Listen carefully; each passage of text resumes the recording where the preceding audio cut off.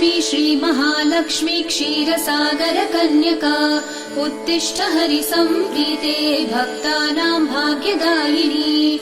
श्रीलक्ष्मी श्रीमहालक्ष्मी क्षीरसागरकन्यका उत्तिष्ठ हरिसम्प्रीते भक्तानां भाग्यदायिनी।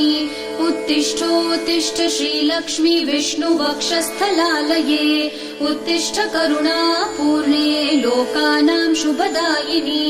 उत्तिष्ठोत्तिष्ठ श्रीलक्ष्मी विष्णुवक्षस्थलालये उत्तिष्ठ करुणापूर्णे लोकानां शुभदायिनी। श्रीपद्ममध्यवसिते वरपद्मनेत्रे श्रीपद्महस्तचिरपूजित पद्मपादे श्रीपद्मजातजननी शुभपद्मवक्त्रे श्रीलक्ष्मी भक्तवरदे तव सुप्रभातम्।